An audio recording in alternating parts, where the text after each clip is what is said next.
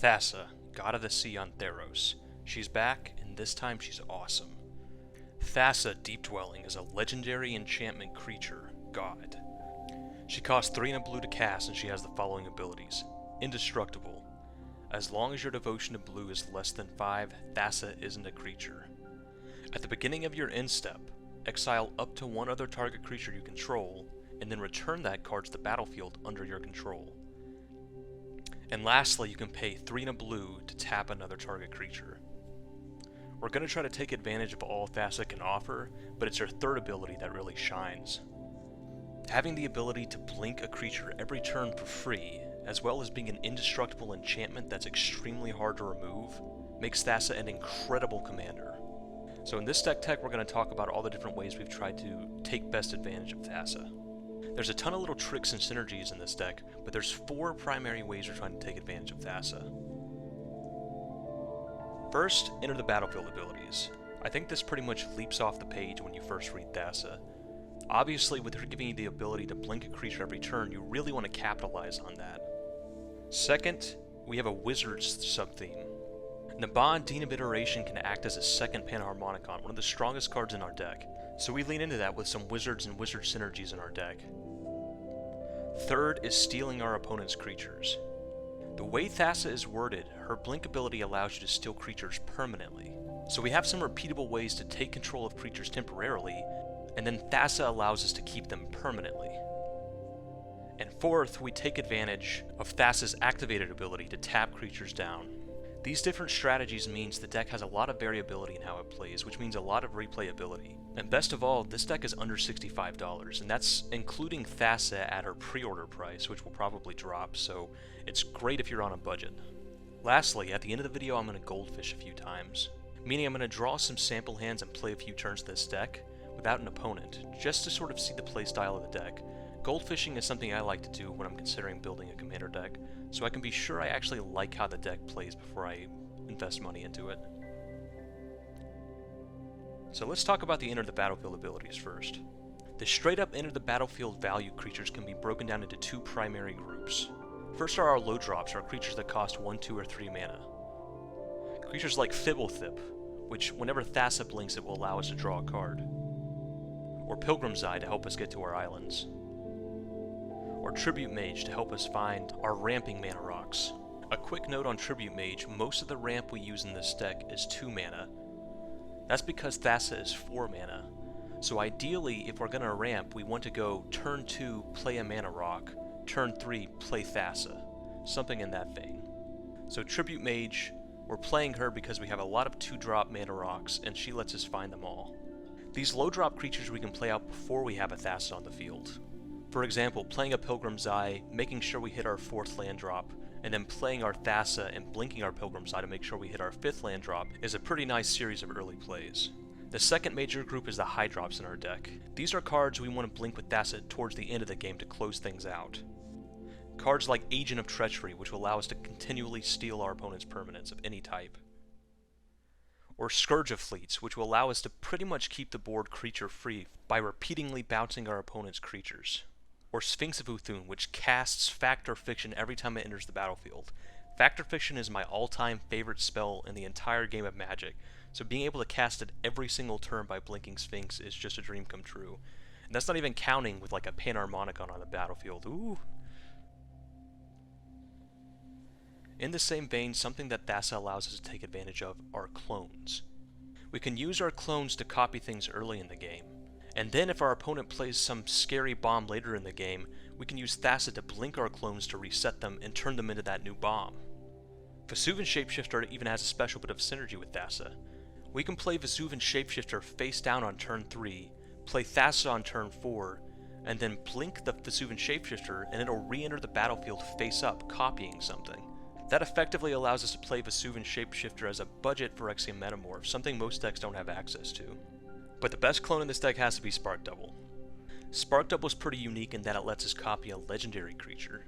So if we're able to get up to the 5 devotion to make Thassa into a creature and then play Spark Double, we then have 2 Thassas on the battlefield, both of them blinking every turn, for an absolute truckload of value. One of the most potent blink targets in our deck is Master of Waves. We're going to single him out here, not only because he's incredibly powerful, but also because he's one of the most expensive cards in our deck, so we kind of have to prove why he's worth it. Contrary to what a lot of people thought when Thassa was first spoiled, if you blink Master of Waves with Thassa, it doesn't kill all the existing tokens. Master of Waves leaves the battlefield and comes back to the battlefield as part of the same ability, so there's effectively no chance for the game to actually see that the elementals have 0 toughness. So let's say we play our Master of Waves and our devotion is 3. We get 3 elementals. Then next turn we play Thassa and something else and our devotion goes up to 5. When we blink Master of Waves at the end of the turn, we get 5 more elementals and we keep the 3 original elementals as well. This can very quickly run away with a game, especially when coupled with cards like Panharmonicon and Naban, who will double the number of elementals you get every time Master of Waves is blinked. Speaking of Naban, our deck incorporates a wizard sub-theme to take advantage of Naban acting as a second Panharmonicon for wizards. Like we discussed, Master of Waves works beautifully with this, doubling the amount of tokens he makes when he enters the battlefield. Another extremely powerful combo is Gadwick the Wizened. Gadwick is already insane in our deck, being basically a Blue Sun Zenith that also gives us 3 devotion to blue, and almost turns our Thassa into a creature form by himself. But with Naban, he's absolutely ridiculous. We'll draw twice X cards when he enters the battlefield. Another powerful wizard we've included is Pondering Mage, who's a little underwhelming most other decks, but in our deck is great. Pondering multiple times every turn is not only really powerful, it'll also make your table hate you, so that's always fun. On the lower end of our curve, we also have some powerful utility wizards. Sturm Proctor in particular is extremely powerful in our deck. Just blinking Sturm Proctor every turn with Thassa is already pretty brutal. I mean, you're bouncing your opponent's mana rocks back to their hand. This could really set your opponents back a lot of turns. And with the bond, it just becomes a little mean. Seagate Oracle is another wizard that might be a little underwhelming in most other decks, but we're able to take excellent advantage of it. And Archaeomancer is not only a wizard that we can double up, but also allows us to do some pretty nice combos in this deck that we'll discuss next. Archaeomancer and Salvator of Secrets are both wizards, and they both have basically the same effect. When they enter the battlefield, return an instant or a sorcery card from your graveyard to your hand. And our deck does run some number of instants or sorceries just for utility purposes, things like mass bounce spells to clear the board, or counter spells to deal with problematic things that we don't want to hit the board. But there's also some vital cards we utilize that Archaeomancer and Salvator of Secrets allow us to recur over and over again. And those are sorceries like Ghostly Flicker. In our deck, Ghostly Flicker is going to exile 2 creatures and return them to the battlefield immediately. This effectively allows our Thassa to blink more than 1 creature per turn. We can blink the Archaeomancer, return the Ghostly Flicker back to our hand from the graveyard, and then we can use the Ghostly Flicker to blink 2 creatures. And we can do that repeatedly over and over again. Displace is effectively just another copy of Ghostly Flicker in this deck, and we also have Illusionist Stratagem, which is the same thing, but it also lets us draw a card. Even if we don't have Naban or our commander on the battlefield, we can combo these cards together still, using Ghostly Flicker to flicker Archaeomancer and 1 other creature. Then the Archaeomancer brings back Ghostly Flicker, the other creature gets its ability, so we can do it a little more slowly that way. But combined with our commander and with Naban, these abilities allow us to blink effectively many creatures per turn. And in the late game, recurring these blink effects over and over again can really just drown our opponents in value and put the nail in the coffin. So one other wizard we're going to single out is Sower of Temptation, because this lets us cleanly segue into the next part of our deck, stealing our opponent's creatures. So Sower of Temptation is a wizard and does get doubled up by Naban, which allows us to steal 2 creatures, but there's an even deeper synergy in this deck. Let's read Thassa's text again. Thassa Deep Dwelling reads, at the beginning of your end step, exile up to 1 other target creature you control, then return that card to the battlefield under your control. So if we steal a creature with Sower of Temptation, we only have it as long as the Sower of Temptation remains on the battlefield. But if we steal our opponent's creature and then blink that creature we just stole with Thassa, Thassa returns us to the battlefield under our control. The game treats our opponent's blinked creature as a new object, so if Sower of Temptation goes away, they no longer get it back. This is great because then we can re-blink our Sower of Temptation with our Thassa, steal another creature, blink that creature with Thassa, steal it permanently, blink our Sower again, and so on and so forth. Just continually snatching up all the best creatures on the board permanently, including our opponent's commanders. So to really capitalize on this, we have abilities that can repeatedly steal creatures. Chamber of Manipulation is a big one.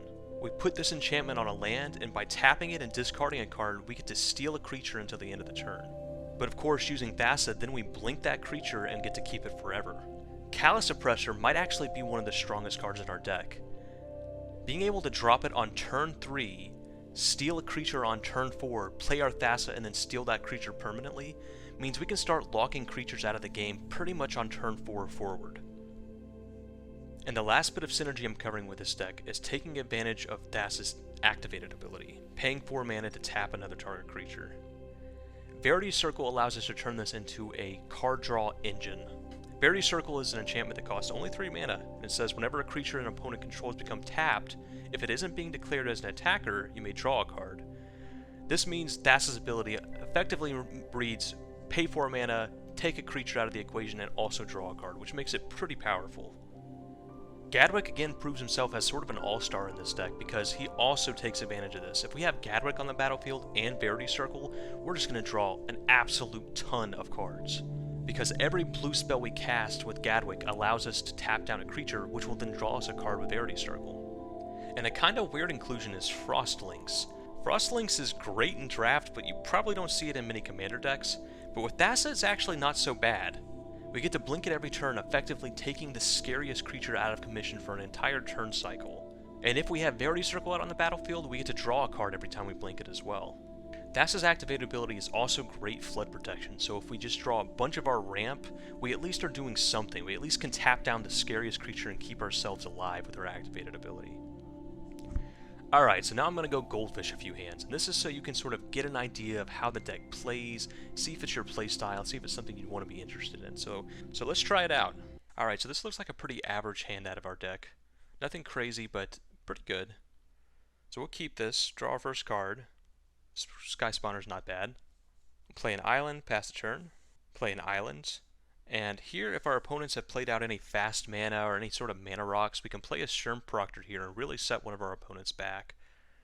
I mean, we got nothing else to do, so we'll go ahead and play that. But, you know, this is something where it's kind of hard in a Goldfish to know exactly how good this would be, but this could be devastating if someone tapped out to play a Signet and we basically time walk them with this Sturm Proctor. Go to the next turn. We'll play our island, play Eldrazi Sky Spawner, create a token. So Sky Spawner is effectively a ramp spell that we can reuse over and over again with our Thassa. Go to the next turn. We'll play an island. We'll tap 4 to play Thassa. We'll go to our end step. Thassa blinks Sky Spawner. We get another Scion. Go to turn 5. Next turn. And here we have some choices. We can, if our opponents have some big bombs in the board, we can start using our Chamber of Manipulation. So we could tap 3, sacrifice an Eldrazi Scion, and put this Chamber of Manipulation on our island. So this is turn 5, and we're already at the point where we can start stealing creatures every single turn, the best creature on the board. So if we did that, play Chamber of Manipulation on this island, then we could, you know, tap it, discard a card, steal one of our opponent's creatures, and then blink that creature with Thassa to steal it permanently. Conversely, we could also just go on the value plan, leaving up our counters. We could play out Watcher of Tomorrow, start drawing cards with our Thassa, really super drawing cards because we're looking at the top 4 and picking the best one. And because we're making him leave the battlefield in return, that means we're basically just drawing the best of the top 4 cards in our deck every turn. And we can start leaving, and we can leave up this Disdainful Stroke, leave up this Familiar's Ruse, and we can even play out this Skittering Surveyor as well to get us up to enough mana to play our Sphinx of Uthun next turn. And then we're factor fictioning every turn. So this is turn 5, and we're already at the point where we can kind of start stealing all the best creatures, or we can just start really going off with our value engine. So that's pretty good. And we have Sturm Proctor, so instead of blinking the Sky Spawner, we could have just been setting our opponents back a lot each turn if we felt like doing that instead. So here's a pretty bad hand for our deck. Just a lot of lands, not much else going on. But I want to try keeping this to see how it turns out. We'll draw our card, play our island, next turn. Play our island, next turn. Play our island. And here, instead of playing Sailor Means to start ramping, I think we're going to play Cloud Conceer, draw a card. Go to the next turn. Play our Thassa. Thassa blinks our Cloud Concealer, draws us another card. We do have to discard at the end step, so we'll discard one of these islands. Go to the next turn. Now we'll play Unstable Obelisk, tap for 3, play Sailor of Means, create a treasure token, go to our next turn, play our island here, and now we have 8 mana on turn 6. So here we have a few options. We can play our Agent of Treachery, steal the best permanent on our battlefield, go to our end step, Thassa then blinks Agent of Treachery, steals the second best permanent on the battlefield, and we're almost at 3 permanents to start drawing 3 cards every turn with Agent of Treachery. We'll get there next turn. Another sweet play we could do is tap 3, play Midnight Clock, tap 2, play Jeering Homunculus. Now we've got 1, 2, 3, 4, 5 devotion, so our Thassa is a creature. Let's get this Midnight Clock out of the way real quick. So our Thassa is a creature, and then we can play 1, 2, 3, 4, sack our treasure, play Spark Double, which allows us to copy our Thassa. So now we've got 2 Thassas on the battlefield, and with this Jeering Homunculus, we can start pretty much invalidating all the biggest creature threats on the battlefield. Jeering Homunculus, when it enters the battlefield, it goads a creature, which means that creature has to attack someone who's not us. So we can start, we play Jeering Homunculus' turn, we can blink it with Thassa, we get to jeer 2 of the biggest creatures this turn, which means they're not coming at us. And then Spark Double can blink our Cloud Concealer to allow us to draw a card. So we had a couple of options there. We could just start, it honestly might have been better just to do the Agent of Treachery. It's just hard to do better than Agent of Treachery being used twice a turn, but this is kind of cool too. And also, you know, next turn we can play our Agent of Treachery, and now we have a Spark Double, so we get to copy that every turn and do something else, which is pretty sweet. So this is turn 6 after keeping a bad hand, mind you. So pretty cool that the deck can do this. So this is a bit of a risky hand, but it has a lot of the cool pieces I want to see, like Naban and Verity Circle. So I think I'm going to keep this hand and hope for the best. So we'll draw our first card, which is an island, thank God. So we'll play the island, go to our next turn, play the island, play Sky Diamond tapped, go to our next turn, play our island. So here we have a few options. We could play our Naban and also hold up our Familiar's Ruse to counter a problematic spell. We could play our Tribute Mage and start going to get our ramp pieces so we can continue to advance our mana. We also have enough mana for a Clever Impersonator, so if one of our opponents has some crazy mana rock on the battlefield, like if somebody had a Soul Ring or whatever, we could just play a Clever Impersonator here to ramp ourselves. Or if somebody's going off, we could just steal their bomb, whatever it is. Or if there's some aggro deck or mana dork deck going off, we could just leave up Engulf the Shore and bounce everything at instant speed to put our opponents back. Let's just say we play our Naban here. Our next turn, play Tribute Mage, go search up, because it's a wizard, we get to double it up with Naban, which means we get to go search up 2 which means we get 2 triggers to go search up a converted mana cost 2 artifact. So I went and got a Star Compass and a Mind Stone so we can start really ramping next turn. So go to our next turn, play an island, play Mind Stone, play Star Compass, leave up our Familiar's Ruse to counter anything we need to. Go to our next turn, and now we've got, on turn 6 we've got 5, 6, 7, 8 mana. And remember, this was a 1-lander we kept, and we have 8 mana on turn 6. We can do stuff like Engulf the Shore, get it back with Salvager of Secrets. We can play Clever Impersonator to copy our Tribute Mage, go get the rest of our ramp artifacts. But what I think I'm going to do is play Verity Circle. Put Verity Circle over here so it's out of the way. And then for 4 mana we'll play Thassa. Then Thassa, we'll go to our end step. Thassa blinks Tribute Mage. We go and get 2 more artifacts of converted mana cost 2. So we went and grabbed Strionic Resonator and Guardian Idol.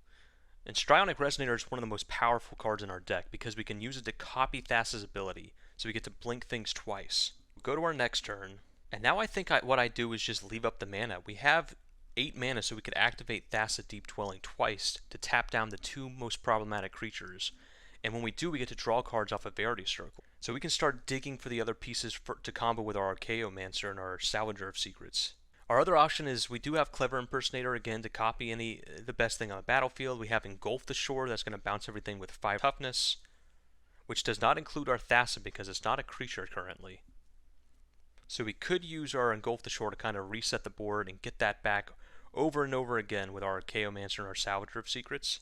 Or we could just go on sort of a value plan and play out the Strionic Resonator, start copying Thassa's Blink ability over and over again, especially if this Clever Impersonator could copy something with a good Enter the Battlefield ability.